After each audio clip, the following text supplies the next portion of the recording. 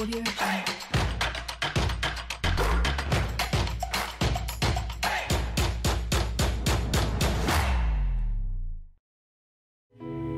Et Seigneur, aujourd'hui, Seigneur, si nous avons quitté nos maisons, c'est bien plus que par habitude. Mais c'est vraiment parce qu'on a le désir d'une rencontre, d'une intimité, d'une proximité. Alors, Seigneur, fais-nous du bien, Seigneur, pour ce matin. Agrée, Seigneur, les chants que nous t'avons adressés. Agrée les prières que nous avons présentées devant toi. Mais tu sais, au-delà de tout, Seigneur, il n'y a qu'une chose que nous demandons, c'est de demeurer auprès de toi. Il y a un désir profond que nous avons, celui de te rencontrer, celui de t'expérimenter. Alors, Seigneur, accorde-nous cela. Au-delà, Seigneur, de ces murs, Seigneur, transporte-nous dans ta présence. Au-delà de ce lieu, amène-nous, Seigneur, là où tu es, afin que chacun, Seigneur, puisse dire qu'il a entendu parler de toi, mais maintenant, nos yeux t'ont vu. Alors, fais-nous du bien encore aujourd'hui. Et Seigneur, nous recommandons toutes choses à ta grâce et toutes choses à ta Seigneurie. Que tu puisses prendre le contrôle, que tu puisses diriger, et que tu puisses manifester pleinement ta volonté parfaite. Père, nous te remercions. Nous t'avons ainsi prié, ainsi adoré. Au nom de Jésus. Amen. Amen. Acclamons notre Dieu. Acclamons notre Seigneur. Soyons vraiment reconnaissants ce matin encore. Merci Seigneur pour tout ce que tu fais. Alors, bienvenue à toutes et bienvenue à tous pour ce moment de culte. Nous sommes heureux de passer ces moments précieux dans la présence de Dieu. Est-ce qu'on peut se tourner vers notre voisin, notre voisine et lui souhaiter encore la bienvenue, bien sûr, le voisin, la voisine que tu ne connais pas. Dis bonjour à l'autre quand même. Et nous pouvons prendre place.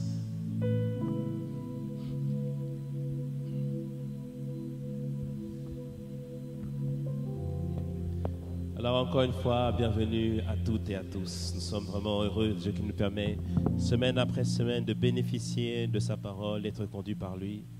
Et la semaine dernière, nous avons commencé une thématique. Est-ce que quelqu'un se souvient de quoi on a parlé la semaine dernière? On a parlé de la cohabitation. Amen. Et cette semaine, nous allons continuer. On va voir ensemble 4 conséquences dévastatrices de la cohabitation. 4 conséquences dévastatrices de la cohabitation.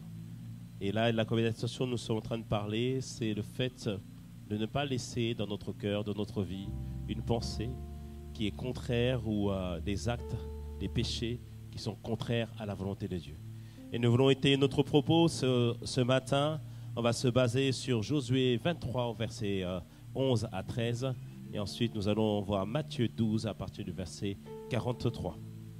Alors, Josué 23, verset 11, c'est Josué qui parle au peuple alors que Josué bientôt va quitter la scène et va laisser le peuple pour la suite. Il leur dit, alors qu'ils ont aussi combattu beaucoup de combats, mais il y a encore des peuples qui étaient autour d'eux et ces peuples, ils devaient avoir la victoire autour d'eux. Et Josué leur dit ceci, Josué 23, verset 11, « Veillez donc attentivement sur vos âmes, afin d'aimer l'Éternel, votre Dieu. » Je te dis, si tu veux avancer avec Dieu, veille sur ton âme, c'est-à-dire veille sur tes pensées, veille sur l'état de ton cœur.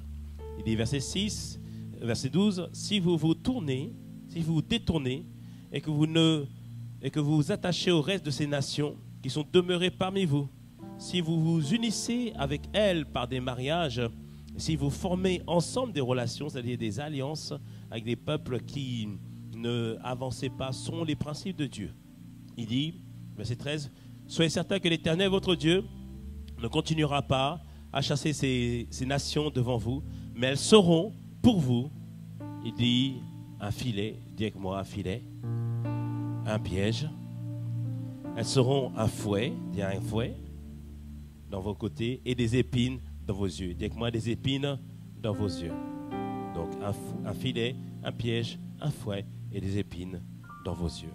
Il dit jusqu'à ce que vous ayez péri de dessus ce bon pays que l'Éternel votre Dieu vous a donné. Matthieu 12, à partir du verset 43. Lorsque l'esprit impur est sorti d'un homme, Il va vers des lieux arides, cherchant du repos. Il n'en trouve pas. Alors il dit, je retournerai dans ma maison dont je suis sorti. Et quand il arrive, il la trouve vide, balayée et ornée. Il s'en va et il prend avec lui 7 autres esprits plus méchants que lui. Dis avec moi, 7 autres esprits plus méchants que lui. Donc il entre, tous les esprits, ils entrent dans la maison, s'établissent, et la dernière condition de cet homme est pire que la première. Il en sera de même de cette génération méchante. Alors nous voulons d'abord donner une illustration. Jésus avait l'habitude de donner des paraboles qui étaient des illustrations afin de pouvoir faire asseoir son enseignement. Et donc on va donner d'abord une illustration. Si tu comprends l'illustration que je vais te donner, tu comprendras la suite du message, ou tu auras déjà compris la suite du message. Alors, l'illustration, la voici. Nous voulons te parler de Robert. On pourrait commencer cette histoire en disant « Il était une fois Robert ». Et Robert a vécu des choses pas simples dans sa vie. Robert a été abandonné de ses parents. Robert a eu beaucoup de déconvenues, beaucoup de difficultés dans sa vie. Et ce n'est pas été évident par rapport à tout ce que Robert a vécu. Et Robert, c'est quelqu'un qui est devenu, par conséquent, à cause des circonstances, à cause des choses par lesquelles il a vécu, il est devenu triste et il est devenu déprimé. Mais Robert a quand même un peu d'espoir pour son avenir. Et Robert, par la grâce de Dieu, a une maison. Cette maison, il l'a fait avec une décoration simple, une décoration avec quelques murs blancs. Parce que malgré ce qu'il a vu, malgré que parfois ils se sentent tristes, ils se sont déprimés, Robert se dit que certainement des bonnes choses peuvent m'arriver, des bonnes choses peuvent s'accomplir. Et je le proclame sur ta vie, des bonnes choses vont t'arriver en cette année 2024. Et Robert, avançant dans la vie, Robert rencontre une femme. Quand il la voit, il la voit comme étant belle de figure et belle de taille. Et il rencontre cette femme s'appelle Rogetta. Rogetta, pourquoi? Parce qu'elle a en elle une attitude, un caractère qui manifeste le rejet. Mais auprès de Rogetta, Robert trouve une oreille qui lui dit « Robert, je sais par quoi tu es passé. Robert, je comprends les choses par lesquelles tu es passé. Robert, je suis d'accord avec toi. Tu as raison d'être triste. Tu as raison d'être déprimé.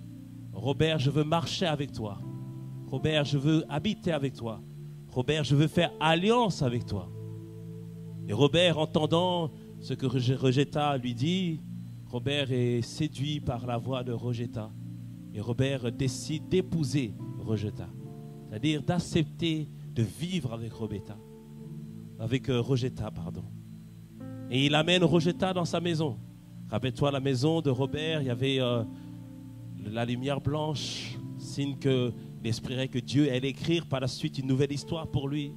Mais lorsque Rogetta rentre dans la maison, Rogetta, ce qu'elle aime, c'est les couleurs noires. Donc Rogetta décide de changer toute la décoration de la maison.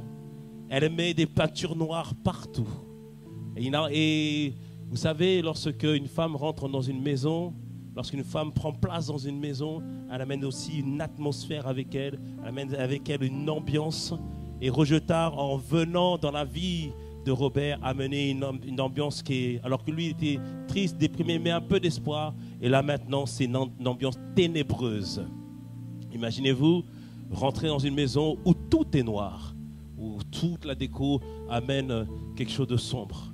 Donc Robert, qui était quand même un peu d'espoir, on voit que Robert maintenant a perdu de l'espoir. Et Robert, toujours consolé par Rogetta, qui lui dit « Mon gars, on est ensemble, je suis l'esprit de rejet ». Et à chaque fois que partout où il va, Robert, qui des fois espérait un peu, qui avait un peu d'espoir, mais à chaque fois il se dit « On va me rejeter ». Il vient parfois dans une église et le voisin ne le saluant pas, il se dit « Voilà, encore ça recommence, on me rejette encore ». Il sert peut-être dans un département et on vient, on lui reprend, on lui dit « Mais qu'est-ce que tu fais, Robert, c'est pas tout à fait bien ». Et tu te dis « Encore, voilà, ça recommence ». Et Rogetta appuie la chose, dit « Voilà, encore et encore, tout le monde va te rejeter ». Mais Robert n'a pas réalisé que Rogetta a 7 amis. 7 amis. Déjà, Rojeta, c'était ténébreux. Mais ces 7 amis de Rojeta, c'est encore pire. Rojeta a une première amie qui s'appelle choléra. Choléra, ce n'est pas la maladie. Non, choléra, c'est pire que le choléra. C'est l'esprit de colère. Choléra, quand elle arrive, l'atmosphère est complètement gâtée. Choléra, elle utilise juste des simples occasions de la vie. La sauce est trop salée et ça devient une occasion de dispute. Et ça devient l'occasion de se dire, mais pourquoi on est ensemble? Ça devient l'occasion de dire, maintenant c'est fini, on va divorcer. Tout ça à cause de toi, de quoi? D'une sauce qui est trop salée. C'est la colère qui a pris place au sein de la vie de Robert. Tellement qu'il est en colère à chaque fois que tu dis à Robert une simple remarque. Oui Robert, s'il te plaît, ce serait bien que tu puisses me laisser un peu passer. Et là tout d'un coup il s'énerve. Voilà, encore vous voulez toujours prendre toutes les places. La colère a pris place dans la vie de Robert. Mais Rojeta n'a pas que choléra comme un ami. Elle a aussi amertuma comme ami. Amertuma. Amertuma ne fait pas beaucoup de bruit. Amertuma ne fait pas beaucoup, elle n'émet pas beaucoup de son. Mais amertuma, c'est comme un poison qui rentre dans l'organisme de quelqu'un et qui gangrène l'organisme complètement. Et alors Robert, qui était quelqu'un, comme on a dit, qui maintenant avait perdu l'espoir, mais qui maintenant qui était en colère. Maintenant, Robert est quelqu'un qui est amer. Il ne parle pas beaucoup, Robert. Mais quand tu le vois, tu sais qu'il y a un problème avec Robert. Robert est là, il a les bras croisés. Malgré que la sœur Dominique a dit qu'elle a chanté. Des fois, on peut mettre même Josian qui transpire et qui veut faire bouger, qui a fait le dombolo, qui a fait dombolo, tout ça. Bon, dombolo chrétien, bien sûr, qui a agité et tout ça. On peut mettre même la sœur Mathilde qui a nous faire sautiller. Robert, lui, reste toujours amer parce que amertume a pris la place dans sa vie. Mais on aurait pu s'arrêter là et le constat serait déjà dramatique. Mais Rojeta a encore une autre amie qui s'appelle Jalousia. Ah, Jalousia. Quand tu entends son nom, on dirait que c'est un nom d'une femme glorieuse, qu'une femme remplie de glamour. Mais Jalousia, il n'y a pas de glamour avec elle. Jalousia, elle te pique à chaque fois. Elle te dit, regarde le frère untel, regarde la sœur untel. Tu n'as pas remarqué qu'elle a ce que toi tu veux. Tu n'as pas remarqué que Dieu a répondu à ses prières. Jalousia te pousse à chaque fois envier l'autre en te disant, Seigneur, ça aurait dû être moi. Ça aurait dû être moi. Elle a volé ma bénédiction. Jalousia. Jalousia est terrible. Parce que Jalousia, elle vient jamais toute seule. Elle vient avec son ami qui s'appelle Critica. Ah, Critica. Critica, elle s'est inspirée. Critica, elle te donne des descriptions sur la situation de ton frère, sur la situation de ta sœur. Critica est capable de te donner des mots spécifiques et des mots qui font mouche, des mots qui détruisent, des mots qui rabaissent. Alors Robert est devenu l'expert de celui qui rabaisse les gens. Robert est devenu l'expert de celui qui détruit les vies. Robert est devenu l'expert de celui que lorsque quelqu'un a commencé quelque chose qui ne paraît pas parfait, il est capable de détruire dès la jeunesse quelque chose qui a commencé. Mais ce n'est pas terminé. Je t'ai dit, il y a 7 amis qui accompagnent Rojeta. Rojeta a aussi une amie qui s'appelle Rancuna. Rancuna, c'est la rancune. Rancune fait beaucoup de mal. Rancune détruit énormément. Rancune est capable de mettre des pots de banane. Rancune est capable de faire en sorte que quelqu'un qui a bien commencé, mais qui voit que les portes se ferment parce que Robert a pris son téléphone pour détruire la vie des autres. Robert, que t'est-il arrivé? Robert, qu'est-ce qui s'est passé? Robert, ce qui s'est passé, tu as invité Rojeta et Rojeta a amené tous ses amis avec elle. Mais ce n'est pas encore terminé, il reste encore 2 mauvais amis. Le 6e ami, c'est Robelia. Robelia, elle est terrible. Robelia, c'est l'esprit de rébellion. C'est l'esprit que Dieu lui-même combat. Rebellia pousse maintenant Robert à se rebeller contre les autorités. Rebellia pousse Robert à refuser toute forme d'autorité. Donc au travail, il se rebelle contre son responsable. Comme au travail, il manque de respect à son travail, à son patron. Alors Robert perd son boulot. Robert perd tout ce qu'il avait.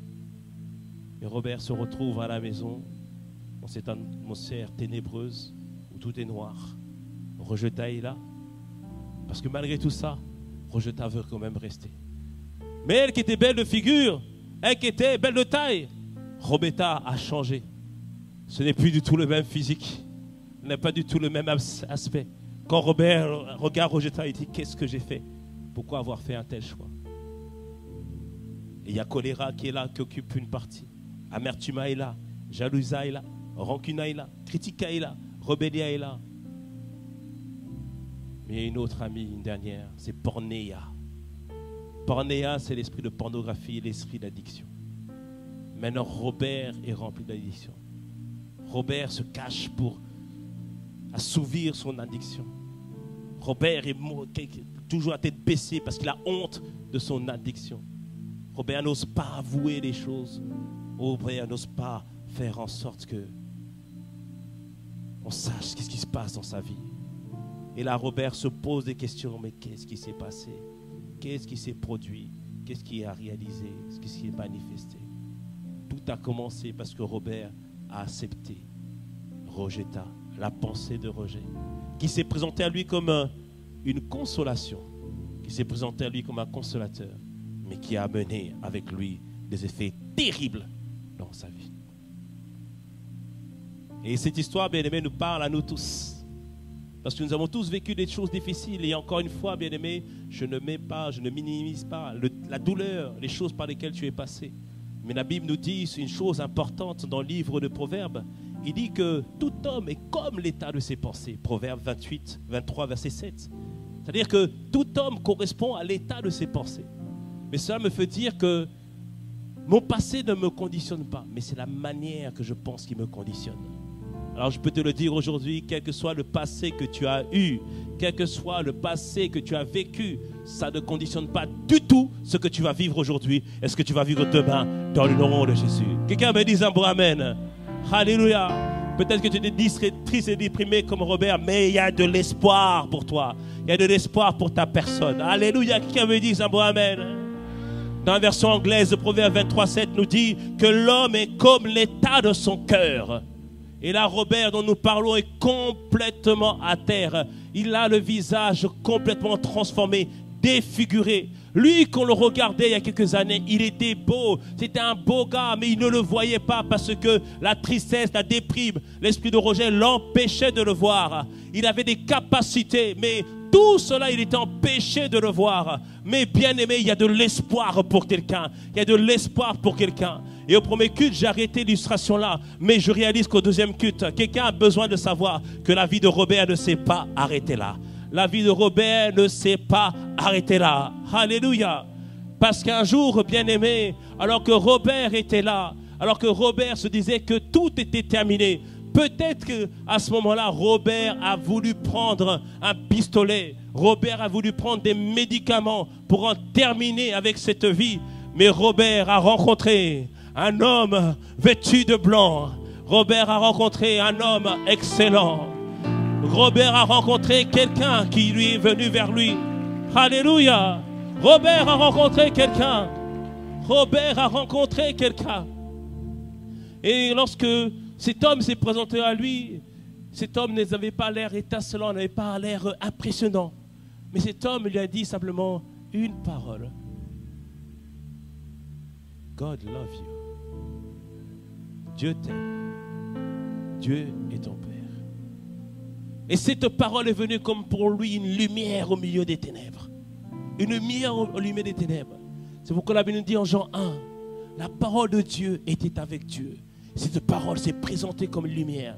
Et à tous ceux qui l'ont reçue, il a donné le pouvoir de devenir enfants de Dieu. Lesquels ne sont plus nés ni de la chair ni du sang, mais ils sont nés de Dieu.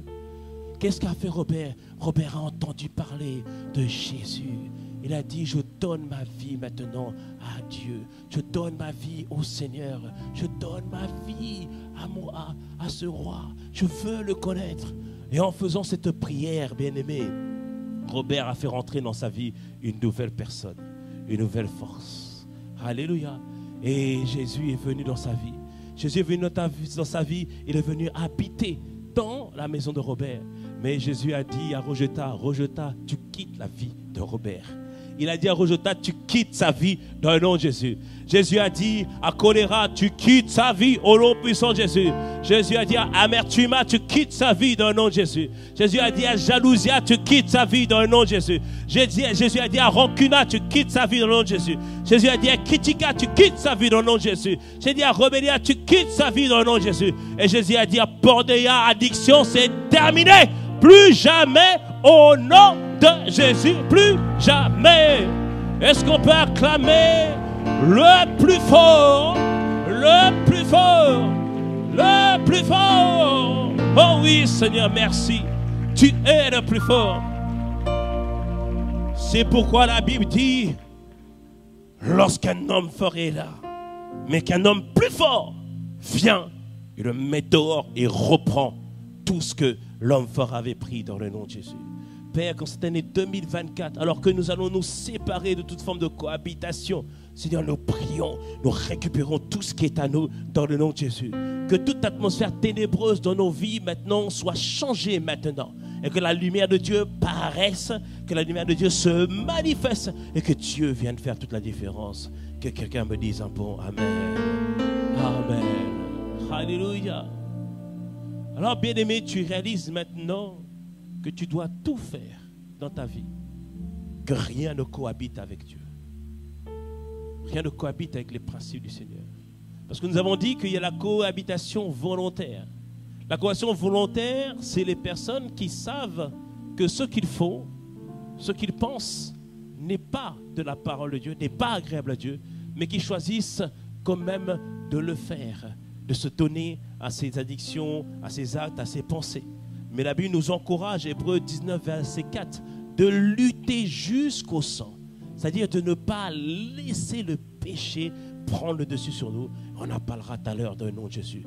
Et si aujourd'hui tu luttes avec un péché, la force de Dieu t'est communiquée afin de sortir de ce péché dans le nom de Jésus, ou de sortir de cette désobéissance dans le nom de Jésus, ou de sortir de cette tristesse qu'on a dit dans le nom de Jésus. Que quelqu'un me dise un bon Amen, acclame le Seigneur. Lorsque tu acclames, c'est l'appui de Dieu qui tombe sur toi et c'est la force de Dieu qui vient te soutenir. Alléluia. Mais nous avons dit qu'il y a aussi la cohabitation involontaire. La cohabitation involontaire, c'est lorsque l'ennemi utilise la ruse ou des stratégies pour que nous puissions accepter des pensées que normalement on n'aurait pas dû accepter. C'est le cas de Robert. Rojeta est venu comme si pour le consoler, pour lui dire, je comprends les choses par lesquelles tu es passé. Je comprends les choses par lesquelles les choses que tu as vécues. Et l'ennemi bien-aimé vient parfois sous forme d'un consolateur. Mais on a compris, on a saisi qu'on ne doit pas le laisser la place parce qu'il viendra avec cet esprit encore plus méchant. Et ici, on a vu en Josué 23, verset 13, on a dit qu'il y a 4 conséquences qui vont dévaster notre vie. La première conséquence, c'est le filet. Le filet, c'est, quand on voit l'image d'un filet, c'est quelque chose qui nous encercle, quelque chose qui nous bloque. Et souvent dans les films, ils jettent un filet sur quelqu'un pour empêcher, pour restreindre ses mouvements et pour l'arrêter. Donc le filet, bien aimé, c'est quelque chose qui t'encercle, quelque chose qui t'emprisonne, quelque chose qui t'enferme, quelque chose qui te restreint. Le filet, bien aimé, c'est tout simplement le système de pensée que l'ennemi met en nous, la forteresse, comme dit l'apôtre Ivan, qui nous empêche de vivre ce que Dieu a prévu pour nous. Alléluia. Le filet, c'est quoi, bien-aimé? Ce sont tous les systèmes de pensée, ce sont les raisonnements, ce sont les forteresses qui nous emprisonnent, qui nous empêchent de nous élargir. C'est le système de pensée, bien-aimé, qui est la cause de l'immobilisme de quelqu'un aujourd'hui. L'immobilisme, ça veut dire que tu sens qu'il y a quelque chose que Dieu a prévu pour toi, mais tu ne peux pas faire de mouvement. Tu essaies de bouger à droite, tu essaies de bouger à gauche, tu ne peux pas, tu n'arrives pas, parce que tu entends à l'intérieur de toi une voix qui te dit, ne bouge pas, reste ici, les autres choses ne sont pas pour toi. Et les forteresses sont terribles, bien-aimés, parce que c'est à l'intérieur de toi. C'est une plaidoirie qui est à l'intérieur de toi. Et après, des fois, tu as l'impression que c'est toi, mais ce n'est pas toi. C'est l'ennemi qui a glissé en toi une mauvaise semence. Et des fois, ce sont les circonstances de la vie, c'est ce que tu as vécu, ou la manière dont tu as interprété les choses qui font que le diable vient mettre des forteresses et des raisonnements en toi pour t'empêcher de vivre et d'expérimenter ce que Dieu avait prévu pour toi. Alléluia. Je me souviens, j'ai eu des opportunités de voir Dieu m'élargir financièrement quand j'étais plus jeune. Mais il y a une voix qui me disait, non, ça va être chaud, ce projet n'est pas bon. Oh, la somme d'argent qu'on te dit là, c'est devenu trop, non, c'est trop pour toi, c'est trop pour toi. Tu ne peux pas prendre ça, c'est pas pour toi.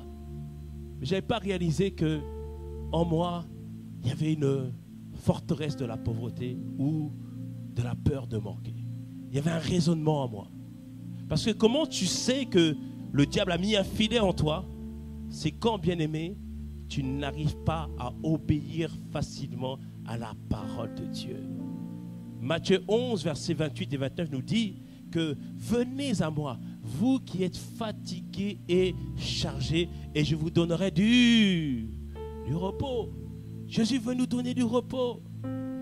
On est fatigué d'être inquiet. On est fatigué de s'inquiéter pour tous les jours. De quoi on va manger, de quoi on va boire. Il dit, moi, je te donne du repos. Et comment? Verset 29. Prenez mon joug sur vous et recevez mes instructions, car je suis doux et humble de cœur. Et vous trouverez du repos pour vos âmes.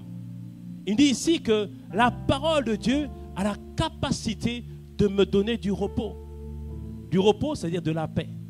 Du repos, c'est-à-dire de la joie. Du repos, c'est-à-dire du calme. Ça veut dire enfin vivre le bonheur. Mais quand tu es inquiet constamment de ce que tu vas manger, de ce que tu vas boire, tu n'as pas le repos. Tu n'as pas le repos. Et je sens en moi, lorsque je donne ma vie à Jésus et que je décide de marcher avec lui, sont ces principes.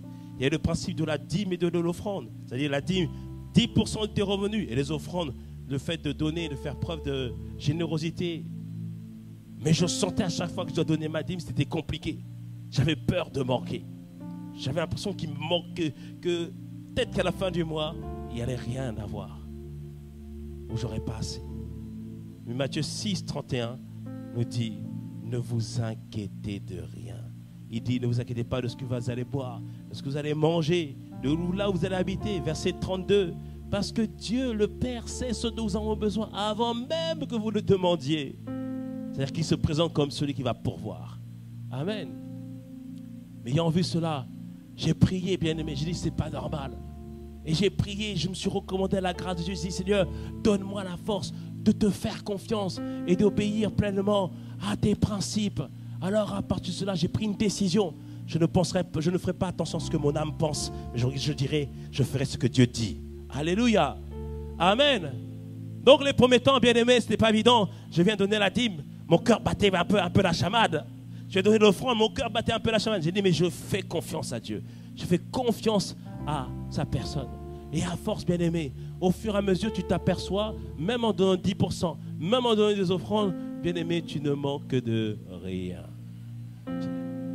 Et des fois même, j'ai même vu des gens, ils n'arrivaient pas à économiser. Dès qu'ils ont donné la dîme, les offrandes, et ils ont commencé à pouvoir économiser. Alléluia. Et tu vis des choses extraordinaires avec Dieu. Il y a même des moments où tu dis, mais on n'a plus rien. Et c'est arrivé une fois avec mon épouse. On avait fini notre budget. Et on est sur la fin du mois. Il y a des personnes qu'on n'avait pas prévues, des familles qui devaient venir. Mais on n'avait pas suffisamment pour pouvoir acheter des choses. Mais on a fait confiance à Dieu. Dis à ton voisin, fais confiance à Dieu. Fais confiance à Dieu. Alléluia. Donc mon épouse est partie faire les courses tranquillement. Et elle est revenue avec plein de sacs. J'ai dit, mais qu'est-ce qui s'est passé? Elle dit, dès que je suis arrivé au magasin, il y avait get one free. Pay one, get one free. C'est-à-dire, tu en payes un et l'autre est gratuit.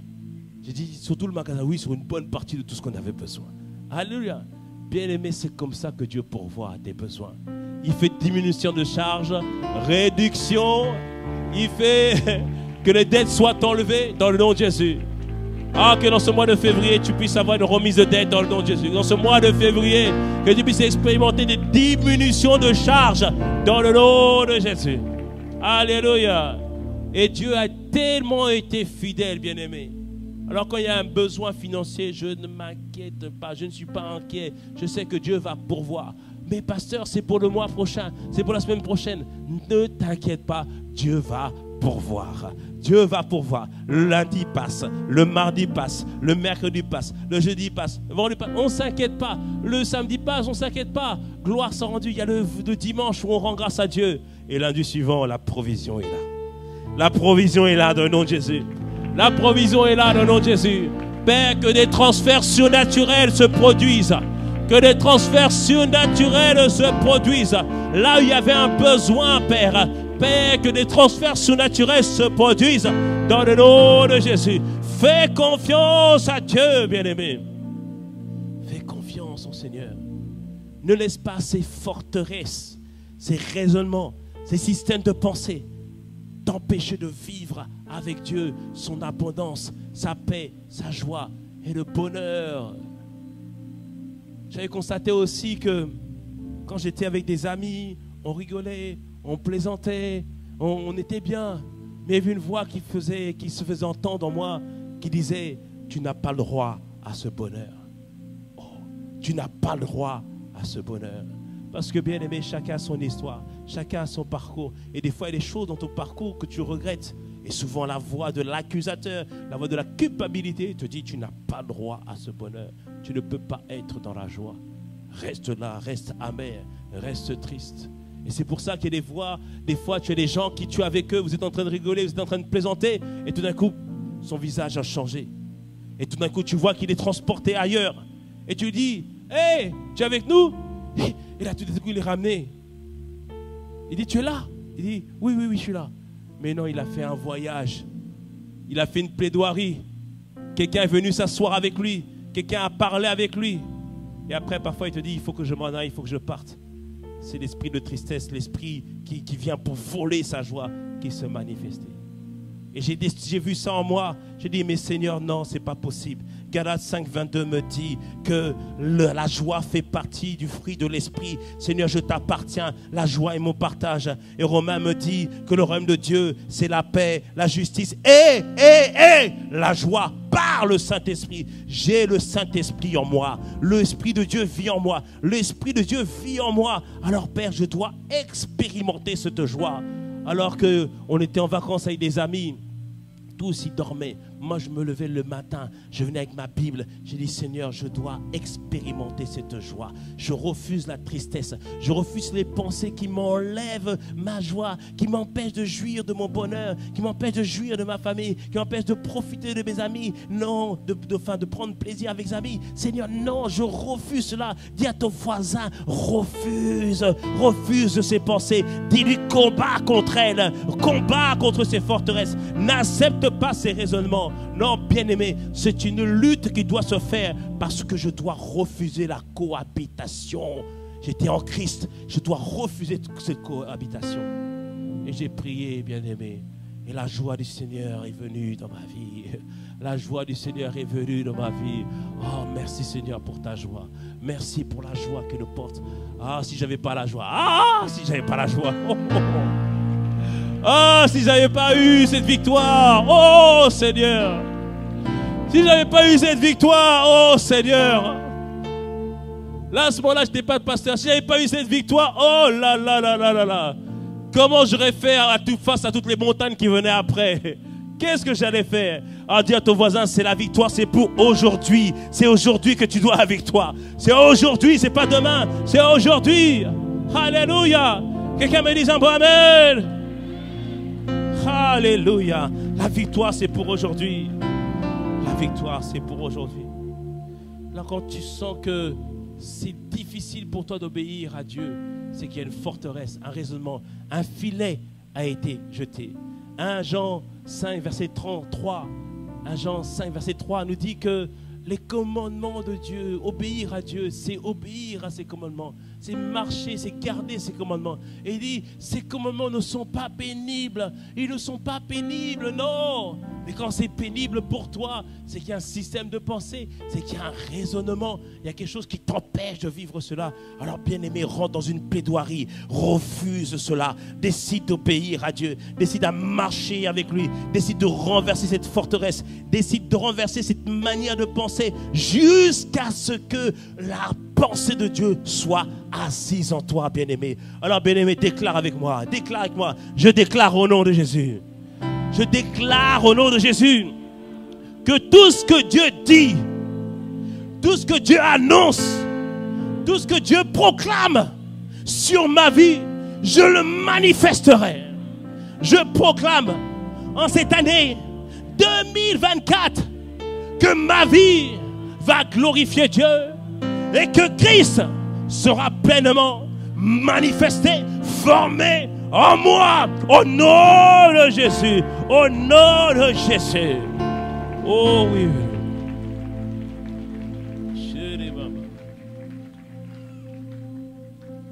Bien-aimé, tu dois être déterminé.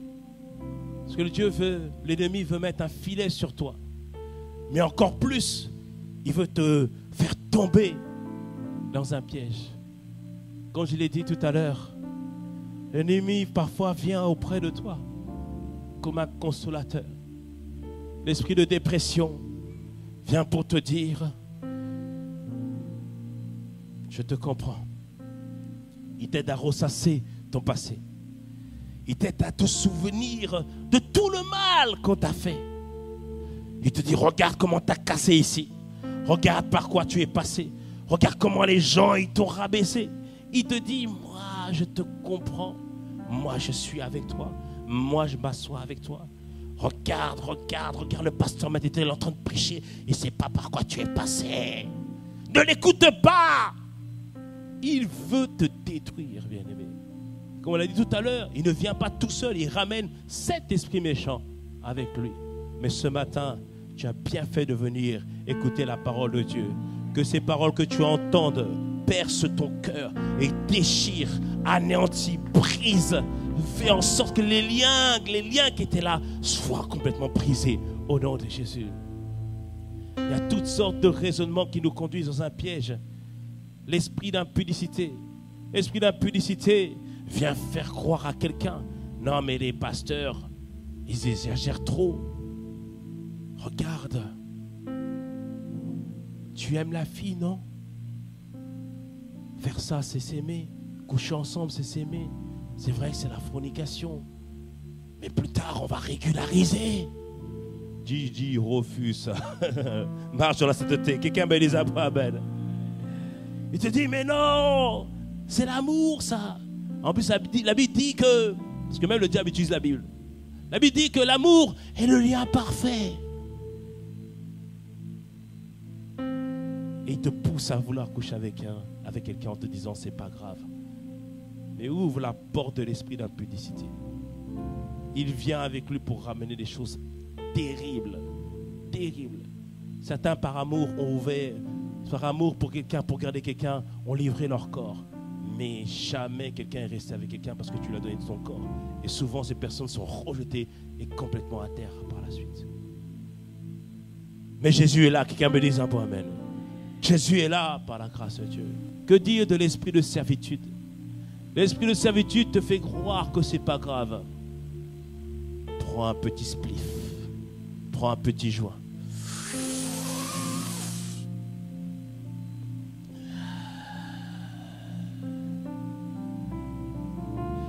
Ça rappelle les souvenirs à quelqu'un.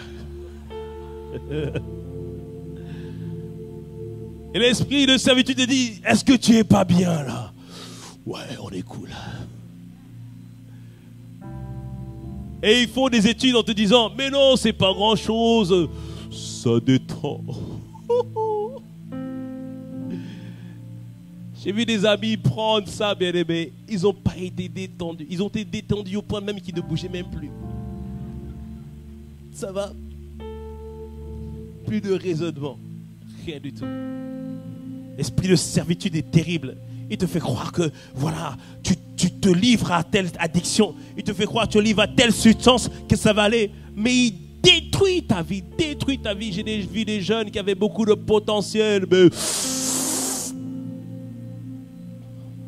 plus capable de raisonner, plus capable de faire quoi que ce soit. Et les années sont passées. L'esprit de servitude à tout prix. C'est un piège. C'est un piège. Et comme j'ai dit tout à l'heure, bien-aimé, tolérer la cohabitation, c'est comme épouser quelqu'un, épouser une pensée.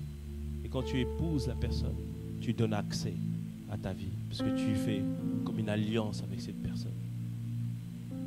Je disais au premier culte que si je t'invite chez moi, tu n'as pas le droit d'inviter. C'est ma maison. Parce que c'est ma maison. Et je ne peux pas m'inviter chez toi, parce que c'est ta maison. Mais si quelqu'un a accès à toi par une alliance, il peut faire ce qu'il veut. Il peut saccager ta vie. Il peut inviter qui il veut. Mais aujourd'hui, par la grâce de Dieu, tu vas signer, tu vas ratifier une alliance beaucoup plus grande, beaucoup plus excellente au nom de Jésus. L'alliance dans le sang de Jésus qui va garder ta famille, qui va protéger ta vie. Que quelqu'un me dise un peu amen cela. Alléluia. Amen. Et la Bible, bien-aimée, nous montre plusieurs exemples qui nous doivent nous interpeller à faire attention à notre manière de nous comporter et de ne pas accepter la cohabitation. Ce matin, j'ai parlé d'Absalom, mais ça a tellement choqué ton frère. Je vais parler plutôt de Judas d'abord. Judas, c'était le disciple choisi par Jésus. Judas, la particularité qu'il avait, on l'appelait Judas Iscariote. Pourquoi on l'appelait Iscariote? C'est parce que tous les autres disciples étaient des Galiléens, donc de la région de la Galilée, et lui était d'une autre région. Donc à chaque fois qu'il venait au milieu des disciples, rappelez-vous que les disciples de Jésus se disputaient beaucoup pour savoir qui était le plus grand. Donc encore à plus forte raison, lui qui était quelqu'un d'une autre région, il se disait peut-être en lui-même que finalement, au bout d'un moment, on va me virer du club des disciples. Donc quelque part, l'esprit de rejet est venu en lui pour lui faire croire qu'il n'était pas aimé, qu'il n'était pas apprécié. Et certainement, il se dit, bon, autant voler la caisse avant que je me fasse virer. Encore une fois, je ne suis pas en train d'excuser les vols de Judas.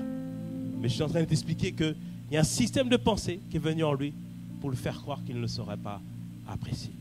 Et donc du coup, il a commencé à voler dans la caisse. L'esprit de rejet, il a fait croire qu'il était rejeté. Et maintenant, l'esprit de vol est venu en lui afin que maintenant, il commence à voler dans la caisse. Mais ce n'est pas terminé. On a dit qu'il invite plusieurs esprits. Il y a maintenant l'esprit de manipulation qui est venu en Judas. On le voit comment? En Jean 12, lorsqu'il y a cette femme qui vient donner un parfum de bonne odeur à Jésus. Il dit, hey, mais pourquoi elle a fait ça? Si seulement on avait pris le parfum et si on l'avait vendu, on aurait pris l'argent, on l'aurait donné aux pauvres. Mais dans sa tête, ce n'était pas pour les pauvres, c'était pour lui. Manipulation. Et Jésus a dit, vous aurez toujours les pauvres avec vous. Mais cette femme, ne la blâmez pas. Elle a fait cela, cet acte d'adoration pour préparer mon corps à la sépulture. Et là, à ce moment-là, Judas s'est dit en lui-même, l'esprit de rejet était là. Il dit, regarde, même le maître te rejette encore. Même le maître te rejette encore. Et là, la Bible nous dit qu'il a eu l'idée, l'inspiration soufflée par le diable qu'il fallait qu'il livre Jésus. Ça, c'est Jean 13, verset 2. Pendant le souper, lorsque le diable avait déjà inspiré au cœur de Judas de livrer Jésus.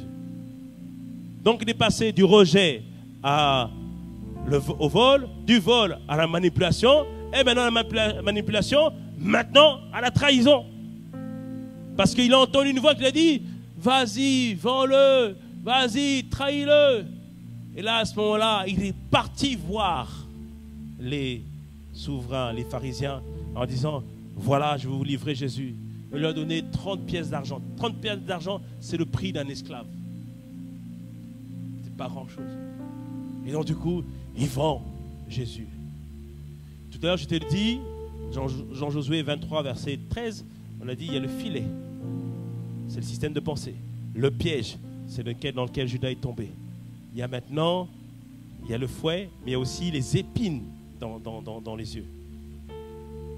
Judas n'arrivait même plus à raisonner correctement, il ne savait même plus ce qu'il faisait, il ne voyait plus rien. Complètement aveuglé par ce qui se passait, par cet esprit qui le poussait à trahir le maître. Et une fois qu'il a trahi Jésus et qu'il s'est rendu compte de ce qu'il a fait, il est parti voir les pharisiens, il leur a même jeté des pièces. Qu'est-ce que j'ai fait? Et les pharisiens l'ont jeté. Et la Bible nous dit qu'il s'est pendu. Ça, bien aimé, c'est le fouet. Le fouet, c'est lorsque c'est un instrument de torture.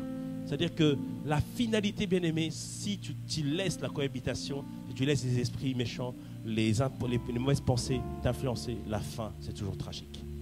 La fin de Judas a été tragique. Il a été tourmenté par le diable, tourmenté par ses pensées. Mais toi, ce ne sera pas ton partage dans le nom de Jésus, parce que tu sors de là. Quelqu'un me dise un bon amen, cela.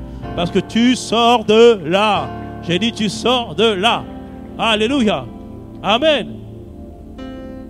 Donc, Judas s'est laissé avoir. Un système de pensée a été placé en lui. Il est tombé dans le piège de l'ennemi. Toutes sortes de pensées, toutes sortes d'ennemis, toutes sortes d'esprits l'ont poussé à faire n'importe quoi. Ses yeux n'ont plus été capables de voir, de comprendre qui était Christ. Parce que pour lui maintenant, c'était devenu n'importe qui. Il ne voyait plus clairement. Et il a été fouetté par l'ennemi, tourmenté par l'ennemi. Mais si dès le départ, il avait dit à l'esprit de rejet, non, le maître m'a choisi. Je suis là, choisi par Dieu.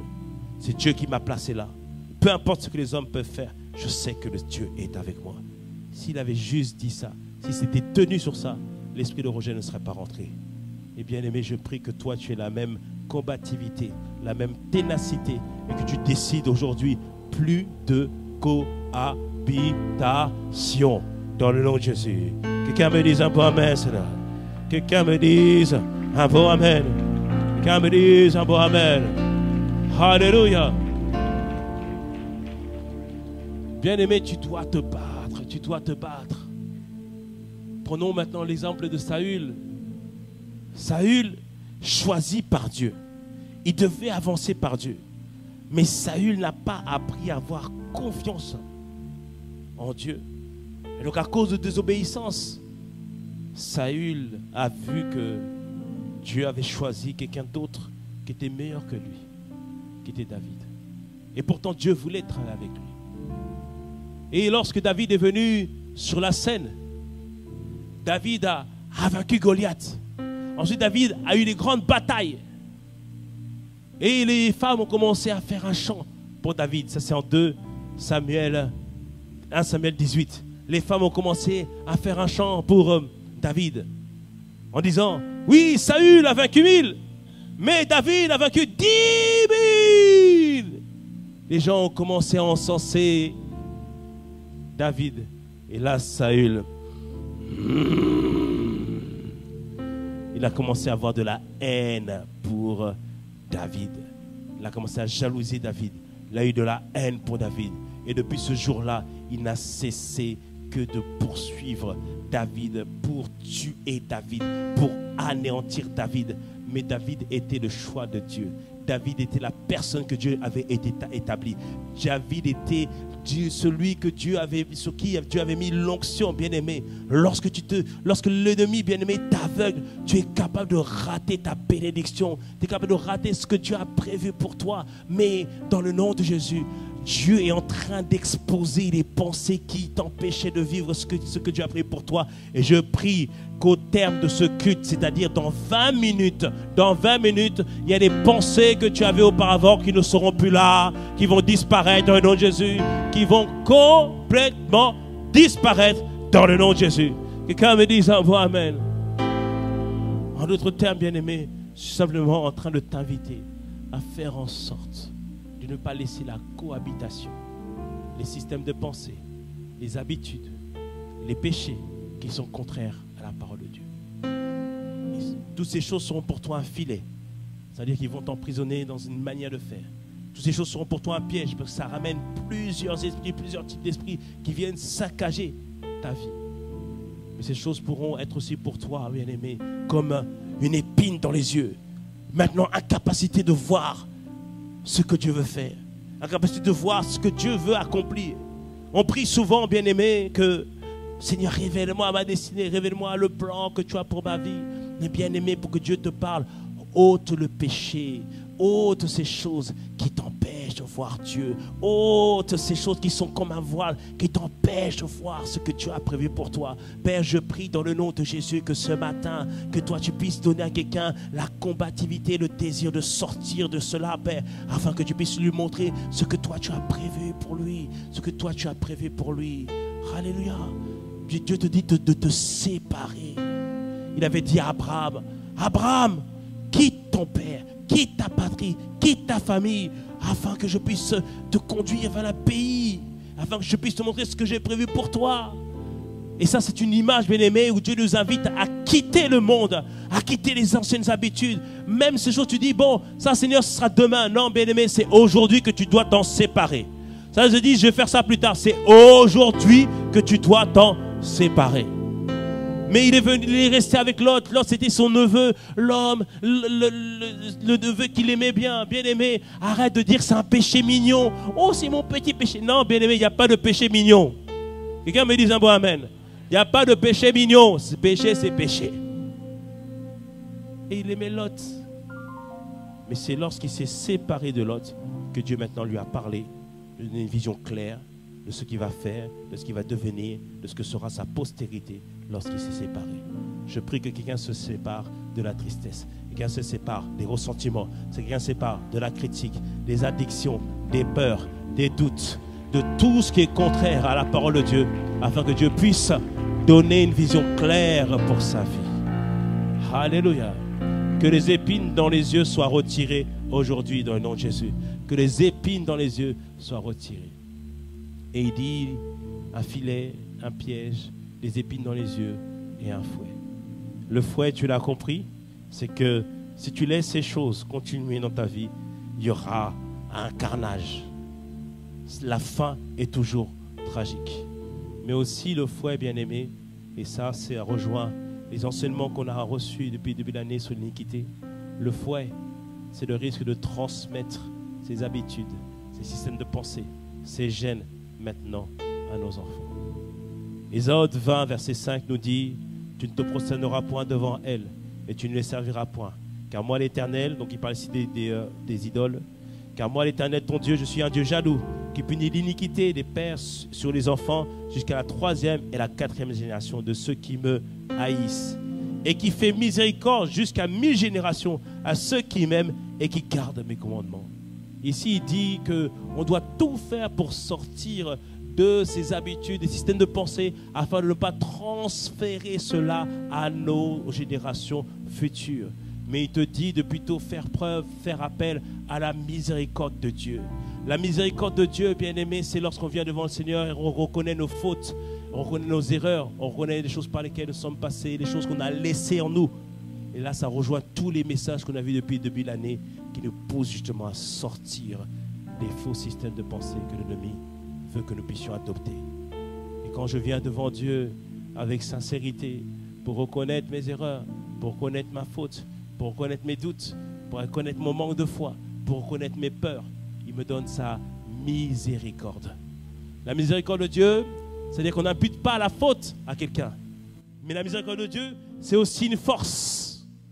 La miséricorde de Dieu, c'est aussi une force que Dieu nous donne. Car celui qui avoue ses péchés et les délaisse, il obtient miséricorde, nous dit Proverbe 28. Mais la miséricorde, c'est une force qui vient prendre celui qui était dans la boue du péché et le transporte maintenant afin qu'il ne sera plus jamais dans les mêmes situations. Alors ce matin, dans le nom de Jésus, que la main puissante de la miséricorde de Dieu vienne vers toi aujourd'hui. De la même manière que Jésus est venu vers cet homme qui était malade depuis 38 ans, auprès de cette piscine Bethesda, miséricorde, il est venu vers lui et l'a rétabli.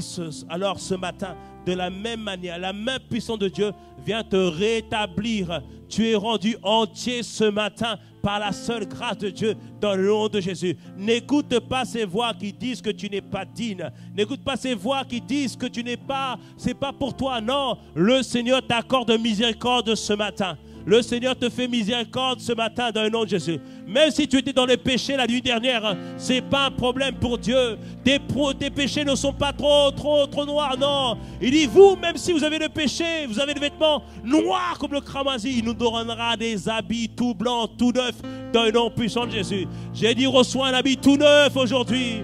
Un habit tout neuf, une toute nouvelle personne, nouvelles habitudes, nouveaux comportements. Non, ce matin, dans le nom de Jésus, la miséricorde de Dieu vient vers toi. Que quelqu'un me dise un bon amen.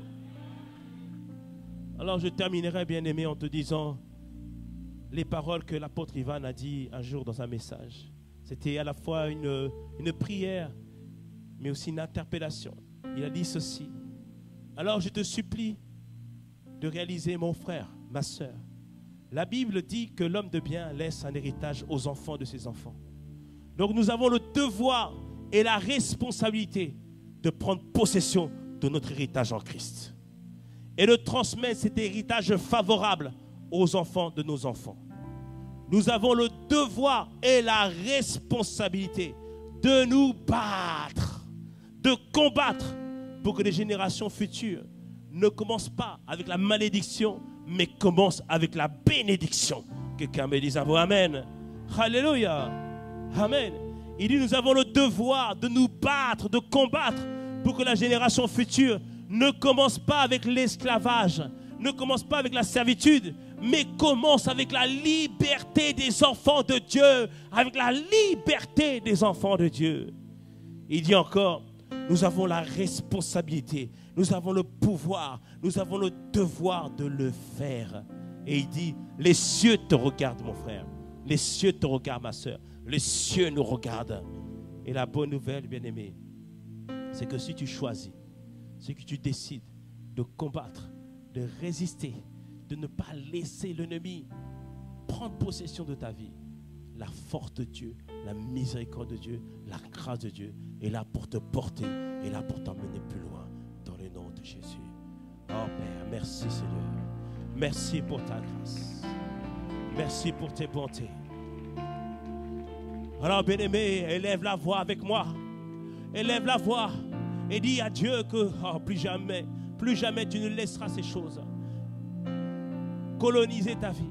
Plus jamais tu ne laisseras ces choses coloniser ta famille. Seigneur Père, il n'y a plus de péché mignon. Il n'y a plus, Seigneur, de choses qui venaient, des pensées qui venaient nous dire, je te comprends, je compatis à ta douleur. Oui, laisse-toi aller à l'amertume, laisse-toi aller à la dépression, laisse-toi aller à la tristesse. Seigneur, on ne cherchera pas auprès du diable de la consolation. On ne cherchera pas l'apitoiement des gens. On ne cherchera pas, Seigneur, à ressasser encore et encore les mêmes pensées. Père, non, nous le refusons. Nous le refusons. Le diable n'est pas là pour consoler. C'est toi, Saint-Esprit, qui est le consolateur par excellence.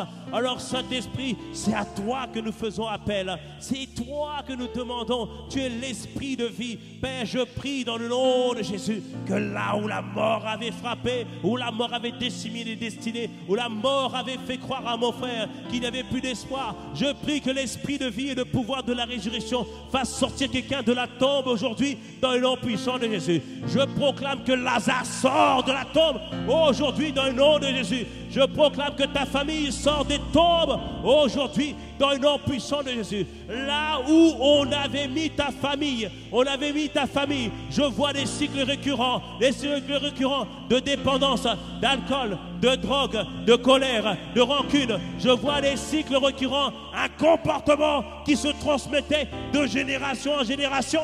On a dit dans cette famille, on est colérique. Dans cette famille, on est colérique. Dans cette famille, on est des gens comme ça, comme si, bien aimés. Ce midi, la puissance du sang de l'agneau vient crier en ta faveur pour délivrer de ta famille de tous ces systèmes de pensée. Père, étends ta main sur nos familles. Nous luttons pour nous, mais on lutte aussi pour nos familles. On lutte pour notre postérité dans le nom puissant de Jésus. Je vois un jeune, tu entends ce que tu es en train de dire dans ta prière. Tu dis, je veux, mais ma famille, mon père n'a pas réussi, ma mère n'a pas réussi, mon oncle n'a pas réussi, mais toi tu vas réussir. Toi, tu vas réussir. Toi, tu vas réussir. Toi, tu seras le premier. Toi, tu seras celui qui est mis à part. Toi, tu seras celui qui est consacré. Toi, tu es celui qui sera sorti de toutes ces fosses dans le nom puissant de Jésus. Tu es le Moïse de ta famille, sorti de Zo, libéré de l'esprit de Zo, libéré de l'esprit d'amertume, libéré de l'esprit de dépendance, libéré de l'esprit d'impudicité. Oui, tu seras cette personne. Tu seras cette personne dans le nom de Jésus. Père, ce matin, étends ta main sur nos vies, étends ta main sur chacun d'entre nous. Père, nous combattons pour nous, mais on combat aussi pour nos familles. Nous combattons aussi pour donner un renfort à nos frères et à nos sœurs qui n'ont pas la capacité de lutter. Non, bien-aimé, ta vie va changer, ta vie va changer, ta vie sera pour le meilleur. Père, étends ta main, nous t'en prions, nous te le demandons. Oh, bien-aimé, prie avec moi, dis avec moi, Père, aujourd'hui, nous venons devant toi comme un seul homme et nous prions ce matin d'abord pour te demander pardon pour nos manquements, pardon pour nos désobéissances, pardon d'avoir laissé l'ennemi prendre le dessus sur nous. Mais aujourd'hui, je ne t'entends pas. Mais aujourd'hui, aujourd'hui est le jour de la délivrance. C'est le jour de la fin du règne de Satan dans ma famille. Alors, tristesse,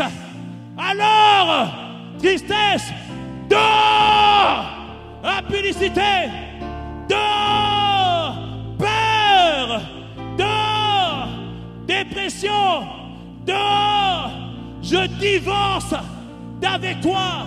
C'est terminé, c'est terminé. Dis avec moi, Satan, dégage, Satan, dégage. Tu n'as plus le droit contre ma famille, contre mes enfants. Je te dis, dégage, dégage de ma santé, dégage de mes affaires, dégage de mes finances. Maintenant, c'est Jésus qui règne, c'est Jésus qui contrôle, c'est Jésus le Seigneur, c'est Jésus, c'est Jésus, c'est Jésus, c'est Jésus. Allez, proclame-le avec tes propres mots, déclare-le avec tes propres mots. Combat maintenant pour ta famille, combat pour ta propre vie. Ne te laisse pas faire. Est-ce que tu entends, ma fille? Ne te laisse pas faire. Ça a trop longtemps duré. Ça a trop longtemps duré. C'est un cycle récurrent. Non, c'est terminé aujourd'hui. Combat, combat, combat, combat. C'est terminé. Chalabosi. Moi et ma famille, on servira l'Éternel. Moi et mes enfants, nous servons Dieu. Est-ce que tu entends, ma fille? Tu pries pour ta fille. Les cycles récurrents se terminent aujourd'hui dans le nom de Jésus. Et ta fille ne vivra pas la même chose que toi tu as vécu. Non, elle va se marier, elle va avoir un couple à la gloire de Dieu. Ne t'inquiète pas. Ce soir, tu combats pour elle. Et on est là pour toi, pour combattre pour toi. Oh Père, nous le proclamons, nous le déclarons. C'est la fin de tous ces cycles. C'est la fin de tous ces cycles. C'est terminé. Une nouvelle histoire s'écrit avec toi. Jeunesse de Cergy, une nouvelle histoire s'écrit avec vous. Une nouvelle histoire s'écrit avec vous. Père, nous venons ce matin auprès de toi. Père, tu combats en notre faveur. Tu agis pour nous. Tu viens faire ton œuvre. Tu viens glorifier ton nom. Père, ce matin, un renfort est envoyé. Un renfort est envoyé. Une armée se lève pour dire, c'est terminé. Ça s'arrête maintenant dans le nom de Jésus. Plus jamais de cohabitation. Non, Père, c'est fini. On ne se laisse plus faire. On ne tombe pas dans le filet. On ne tombe plus dans les pièges. On refuse les épines. On refuse d'être fouetté. Non, c'est toi qui vas fouetter le diable maintenant. C'est toi qui vas tourmenter le diable. Tourmente-le. Mets le feu sur ta famille. Mets le feu dans ta vie. Ne le laisse pas. Tourmente-le. Ne laisse pas. Refuse que la dépression te tourmente. Refuse que la publicité, la servitude te tourmente. Refuse. Toi, mets le feu. Tourmente-le. C'est toi qui as le fouet. C'est toi Oh oui, bien-aimé, taille-le en pièces. Refuse, refuse. Chez les marauds, Calabo, cité les mamans. Le pouvoir change de main ce soir. Le pouvoir change de main. C'est plus l'ennemi qui a le fouet, c'est toi qui l'as. C'est toi qui contrôle. C'est toi qui décide. C'est toi qui reprends le dessus. Oui, Père, il y a un changement. Il y a un shift. Il y a un retournement. La peur a changé de camp. La peur a changé de camp. La peur a changé de camp. La peur a changé de camp. Oh oui, nous le déclarons dans le nom puissant de Jésus. Est-ce que tu m'entends, esprit de folie? Est-ce que tu m'entends, esprit de folie? Tu ne prendras pas la pensée de mon frère. Tu ne poseras pas la pensée de ma soeur. Oh, que tous les esprits de folie quittent nos familles dans le nom de Jésus. Que tous les esprits de folie quittent nos familles. Oh non, on récupère le bon sens. Récupère le bon sens de ta mère. Oh, récupère le bon sens de ta mère. Ça ne durera pas. Non, nous le refusons. Père, fais souffler sur nos familles. Afin que les ténèbres maintenant, que les ténèbres qui recouvrent nos familles, Père, qu'elles disparaissent, qu'elles disparaissent, qu'elles disparaissent. Dans le nom de Jésus, les maladies héréditaires, la peur t'a fait croire que ça allait se transmettre aux enfants. Mais ce soir, nous venons pour briser, anéantir cela. On a le devoir de combattre. On a de la responsabilité de faire en sorte que ça s'arrête avec nous, que ça ne perdure pas. Non. Les mamamos, les mamamos. Shananamo, yelema. Hey, Katale. Oh oui, Jésus. Hey, Katale, maro, chitere. Maro, chitere, mama. Mare. Oh oui, Jésus, oui, à toi, le pouvoir, à toi, la puissance, à toi, la gloire, jamais, sur nos familles, à toi, dans nos vies, à toi, sur nos cœurs, la puissance, à toi.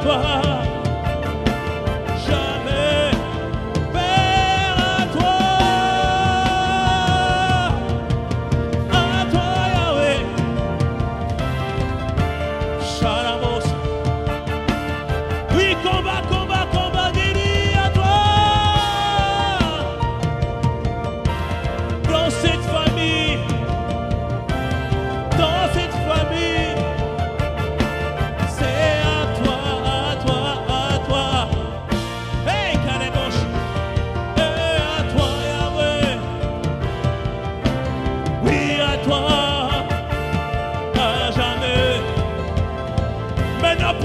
prophétise sur ta vie, prophétise sur tes enfants, prophétise sur ta famille, prophétise sur cette église. Annonce, annonce, annonce, annonce qu'une nouvelle histoire s'écrit.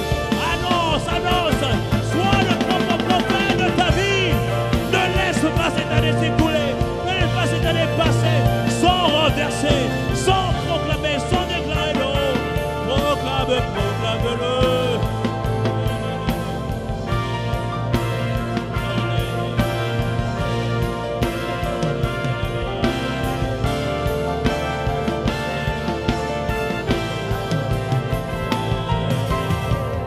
Fini le cycle récurrent, fini les mêmes choses, fini de voir le diable nous tourmenter, le diable nous fouetter. Non, ça se termine aujourd'hui. Ça se termine aujourd'hui. C'est la décennie de la domination. C'est pas la décennie, non, de la tristesse ou de la confusion. Non, c'est la décennie de la domination. Oh oui, Père, tu le fais. Tu l'as compris.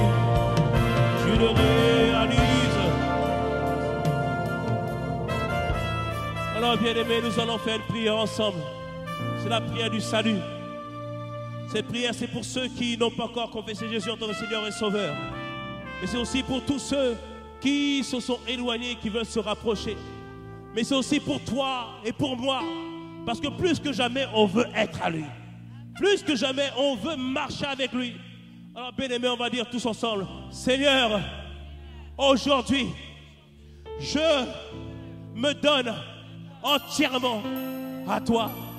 Plus que jamais, je fais de toi mon Seigneur et mon Sauveur. Je te reçois dans ma vie. Prends toute la place. Prends toute la place. Père, occupe toute la place. Et fais de moi un Christ sur terre. Manifeste ta vie au travers de moi. Parle par moi. Agis par moi. Vis par moi.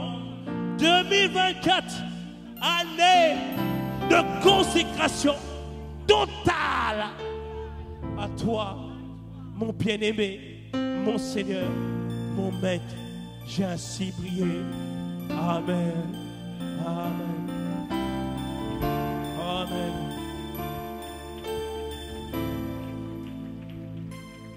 Alors qu'on a les yeux baissés, la tête fermée, y a-t-il quelqu'un qui a fait cette prière pour la première fois? Cette prière où tu te tournes vers Jésus. Ou quelqu'un qui s'est éloigné et qui revient à lui. Aujourd'hui est le jour du salut pour toi. Et comme j'ai dit tout à l'heure, peu importe là où tu étais hier soir, peu importe là où tu étais ce matin, le bras de la miséricorde est tendu vers toi pour te ramener sur une toute nouvelle direction, sur une toute nouvelle vie. Peut-être que tu étais comme Robert, tu avais perdu espoir, mais aujourd'hui, la lumière de Dieu paraît dans ta vie. La lumière de Dieu paraît dans ta vie. Alors qu'on a les yeux fermés, tête baissée, qui ce matin se tourne vers lui, lève simplement les mains là où tu es. Qui se tourne vers lui aujourd'hui? Merci mon frère, merci mon frère. Qui se tourne vers lui aujourd'hui? Qui se tourne vers lui? Qui veut? Merci mon frère. Qui se tourne vers lui? Alors je demande aux personnes de lever la main, de faire un pas de foi de plus. Sortez des rangs, venez devant, je vais prier avec vous. Est-ce qu'on peut les encourager s'il vous plaît? Toutes les personnes qui veulent le recevoir en tant que Seigneur et Sauveur, sortez des rangs, je veux prier avec vous. C'est bien mon frère. Venez, venez, encourageons-les, encourageons-les. C'est pas évident pour eux, c'est pas évident. Alléluia. Peuple de Dieu, est-ce qu'on peut les encourager? Peuple de Dieu, est-ce qu'on peut les accueillir? C'est pas évident pour eux. C'est pas simple. Oh, merci Seigneur. Merci notre Dieu. Seigneur, merci. Tendons la main vers eux. Nous devons prier pour eux maintenant. On va prier pour vous pour recommander la grâce de Dieu. La grâce de Dieu, c'est la force de Dieu. La grâce de Dieu, c'est Dieu qui vient vous porter. Ce ne sera pas avec votre propre force, mais c'est lui qui le fait. Alors, Seigneur, nous recommandons nos frères et sœurs aujourd'hui. Nous disons frères et sœurs, parce qu'ils ont fait ce pas avec toi. Et aujourd'hui, ils appartiennent à la famille de Dieu. Alors, Père, nous te les confions. Seigneur, tu as dit, ce n'est jamais par la force.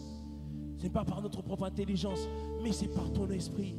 Alors, Esprit de Dieu, tu leur donnes un cœur nouveau. Et tu leur donnes un esprit nouveau. afin qu'ils puissent marcher selon tes commandements et selon tes principes. Merci pour l'œuvre que tu as faite aujourd'hui. Merci pour l'œuvre que tu as accomplie aujourd'hui. Merci pour tout ce que tu as réalisé aujourd'hui. Assurément, ils sont des toutes nouvelles personnes et ils vont accéder à une nouvelle vie. Père, nous te les avons recommandés et nous savons que tu es fidèle et juste pour prendre soin d'eux. Père, merci. Au nom de Jésus. Amen. Amen. Est-ce qu'on peut leur montrer la joie qu'il y a dans nos cœurs? Est-ce qu'on peut leur montrer la joie qu'il y a dans le ciel? Ça, c'est vous, c'est pour vous. Il y a des anges qui se réjouissent. Il y a des anges qui se réjouissent. Alléluia. Est-ce qu'on peut leur montrer la joie qu'il y a dans nos cœurs? Oh, merci Jésus. Merci Jésus. Merci Jésus. Ton prénom, mon frère. Est-ce qu'on peut acclamer le Seigneur pour Jérémie? Ton prénom? Pardon? Israël. Acclamons le Seigneur pour Israël. Ton prénom? Emmanuel. Acclamons le Seigneur pour Emmanuel. Ton prénom? Acclamons le Seigneur pour Rachel. Ton prénom, ma soeur? Hein? Cécile, le petit. Stacy et Kendrick. Acclamons le Seigneur pour eux. Ton prénom? Hein? Sandra. Et toi, mon frère? Acclamons le Seigneur pour eux. Acclamons le Seigneur pour eux. Bienvenue dans la famille de Dieu. Bienvenue, que le Seigneur vous bénisse. Que le Seigneur agisse. Ah oui, mon Dieu, te serre la main. Oh, c'est un jour de salut. Bienvenue Rachel, bienvenue Emmanuel, bienvenue Israël, bienvenue Jérémie. Que le Seigneur vous bénisse. Oh, merci Seigneur. Je vais vous inviter à suivre Raphaël juste quelques minutes de votre temps. Parce que qu'est-ce qui va se passer après? Après, vous n'êtes pas tout seul. Il y a toute une famille qui sont là pour vous porter et pour vous aider. Et on veut vraiment vous accueillir, non seulement dans la famille de Christ, mais dans cette famille spirituelle. On est des fous de Dieu, on aime Dieu. On est imparfait, c'est sûr. On est imparfait, c'est sûr. Mais on veut vraiment vous aider. D'accord? Donc vous allez discuter avec Raphaël. On va vous remettre une Bible. Je sais que vous avez certainement une Bible. Mais prenez celle-là. Parce que ça a une valeur aussi spirituelle. Aujourd'hui, vous êtes tourné vers Jésus. Vous êtes revenu à lui. Le 18 février à 13h39, vous êtes donné à Jésus. Que le Seigneur vous bénisse. Amen. Suivez Raphaël. Juste quelques minutes. Est-ce qu'on peut les encourager? Est-ce qu'on peut les encourager? Est-ce qu'on peut les encourager? Oh, merci Seigneur. Est-ce qu'on peut acclamer notre Seigneur Jésus-Christ? Est-ce qu'on peut acclamer l'Esprit de Dieu qui nous a portés et qui nous fait tellement de bien?